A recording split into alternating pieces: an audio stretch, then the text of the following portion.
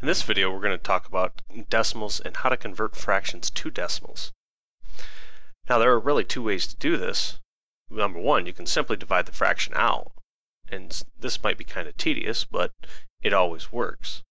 The second way is you can attempt to change the fraction to a power of 10 in the denominator.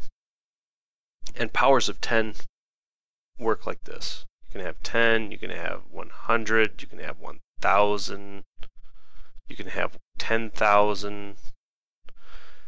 And so you can choose any one of these.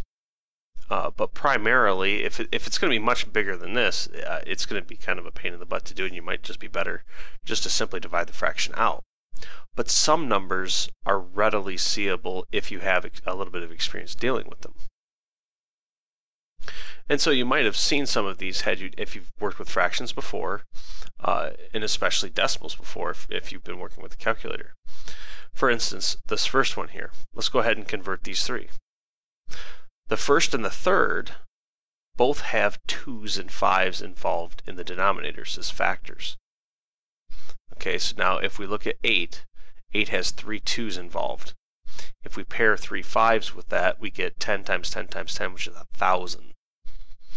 Okay, 3 5's is 125. So we can multiply the top and the bottom by 125, and now we'll have simply a number here that is going to be some kind of a power of 10. And so 8 times 125 in this case is going to be 1,000. But on the top, it's going to be 875. Now, I didn't just do this quickly on a calculator or anything like this. The key to it is this. It's a kind of a money thing. This is $1.25. I have three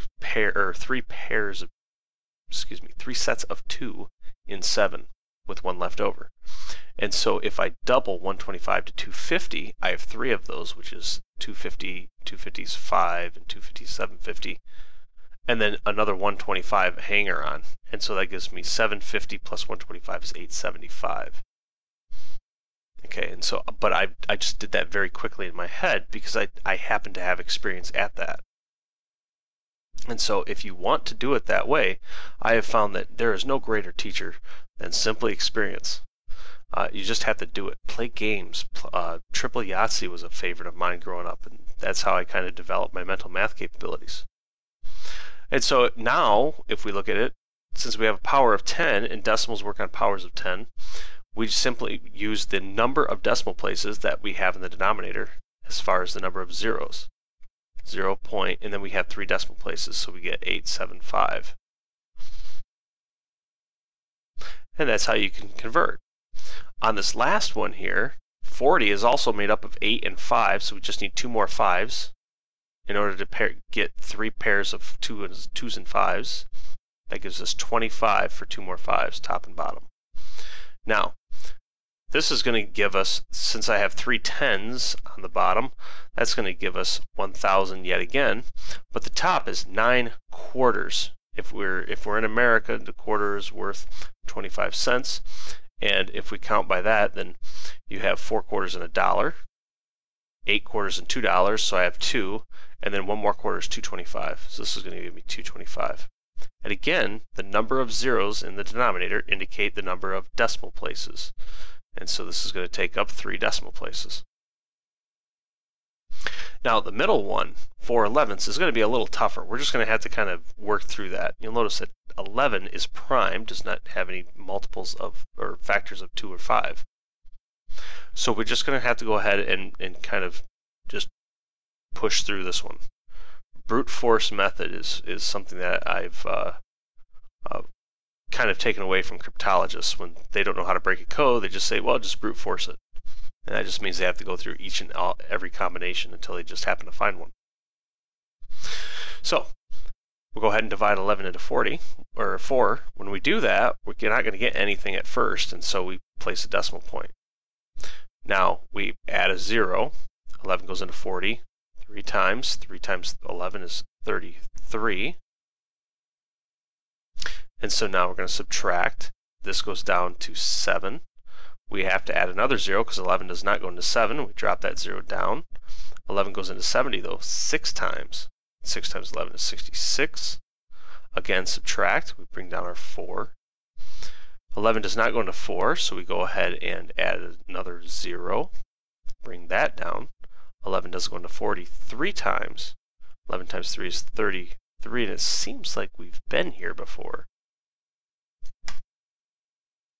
And so, since we're getting this kind of weird feeling of deja vu, let's kind of explore the deja vu just a bit. I have some, apologize for the extras down here.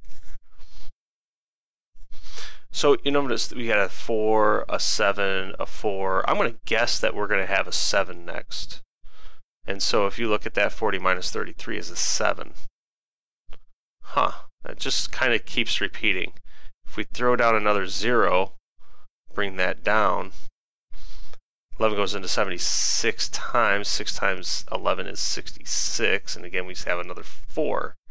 And you notice how that just kind of keeps repeating? A 40, a 70, a 40, a 70. It's not going to stop. It's just going to keep right on going. And so this 36, 36, 36, 36 thing is going to keep right on going. So the way that we express that is we take our 0.36, and we have to say that this 36 just kind of repeats forever. And mathematicians over the years have chosen to express that using a horizontal bar above the portion of the decimal that repeats. Be very careful. Not the entire decimal repeats every single time. One example is 1/6.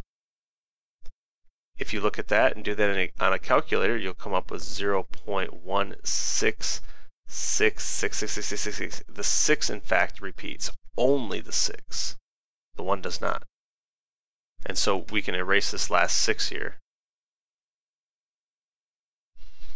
and just call it 0.16 with the 6 repeating. Now, they don't all kind of end up like that easily. 1/7 is, in fact, a 6-digit decimal that repeats. It's 0.142857. Notice that you almost double it each time, starting with 14, 28. The next one would have been 56, but this changes just a little bit. And then at that point, it starts back over at 1, and then 4, then 2, and then 8, and 5, and 7. It just continues to repeat every 6 decimal places. So this is kind of an introduction into decimals and converting fractions to decimals.